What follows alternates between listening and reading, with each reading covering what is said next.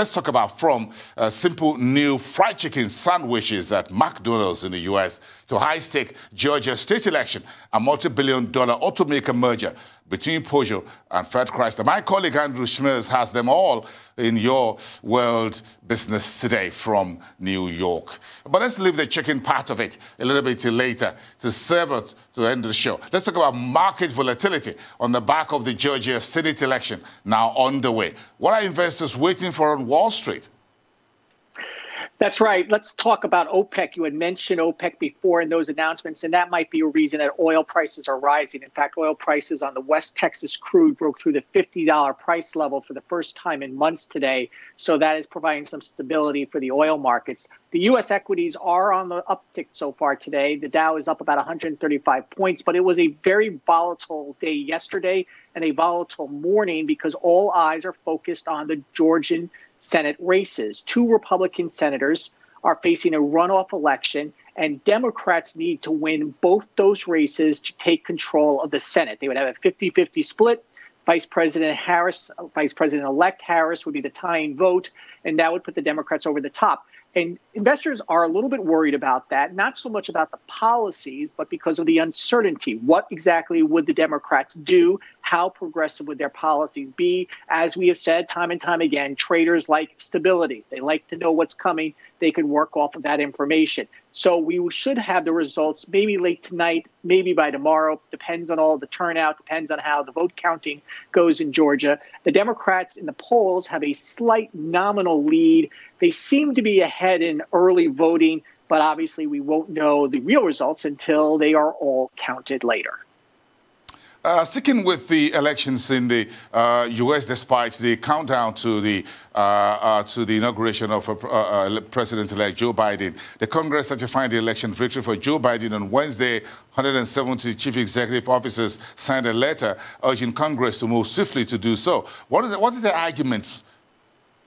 Well, the argument is that the election is over. The 170 CEOs of some of the largest companies are saying this election is over, it is decided, and that we need to move on. Specifically, they said that any attempt to thwart this process runs counter to our democracy. The letter was published by a New York City business group called the New York Partnership. It was also co-signed by the Business Roundtable, which said in a statement it opposes, quote, efforts to delay or overturn the clear outcome of the election. 40 Republicans right now, that count is up to 40 between the Senate and the House, are planning to object to individual state electors.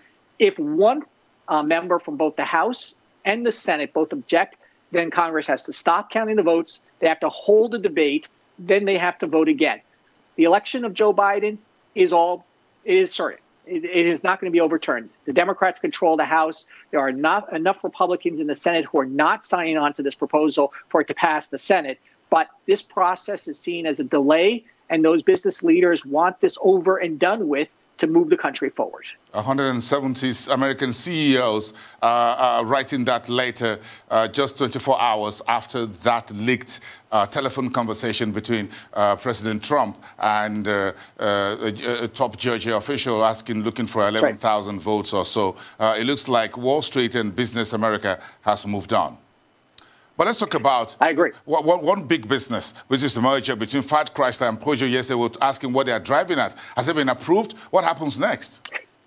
Yeah, the shareholders have approved it. This merger between Fiat-Chrysler and the group that owns Peugeot has been approved. It will now close likely on January 16th. It's a $52 billion merger, and the combination of these companies would create the fourth largest automaker in the world. The company will be called Stellantis. Yeah, I saw that earlier. I was trying to understand what that name means. But again, they're going to unveil it, by the way. Yeah, we'll look it up. Stellantis would be the fourth largest automaker in the world. Chrysler has been looking for a new merger partner ever since it dissolved the partnership with Daimler Chrysler. Chrysler, a legendary brand, has been losing its luster in the U.S. over some time. And this deal could, there are concerns, result in the ending of the Chrysler brand. I don't think that'll happen. It's still a big name. Why not? Why buy a company and then get rid of its brand? It'll still stick around, but it is a change of hands again for once the third largest automaker in the United States, now in European hands. So, again, yeah, I know.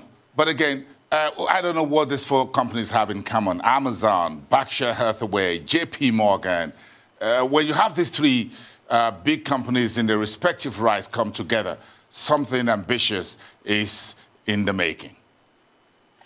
Or something that would completely fall apart. And that's what happened to their healthcare initiative. Amazon, JP Morgan, all of these companies, and Berkshire Hathaway. Berkshire Hathaway is largely an insurance holding company. We know what Amazon does. We know JP Morgan is in banking. They came together, they said, to redefine healthcare. They launched this healthcare startup called Haven, a Boston-based startup 2 years ago, to change healthcare, to make it better, to make it more efficient.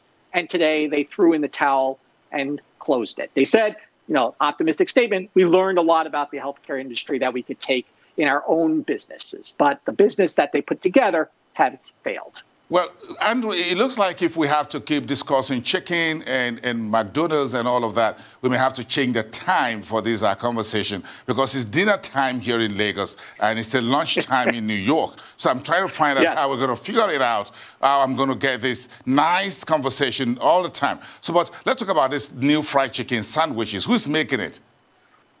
Yeah, it's finger-licking good. I don't know if it's all that healthy. Shake Shack is out with a new with a chicken sandwich that is going to be a Korean chicken sandwich. The new sandwich combines crispy chicken, fried chicken in other words, spicy sweet glaze, toasted sesame seeds, and white kimchi coleslaw, and will cost $7.19. Chicken overall is quite hot. McDonald's, of course, is introducing 3 new chicken sandwiches.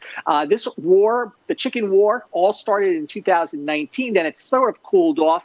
With Shake Shack now getting into the business, it is likely going to heat up even more. Shake Shack has been around in New York for about 24 years, but it recently, last couple of years or so, went nationwide, and it makes a pretty good hamburger.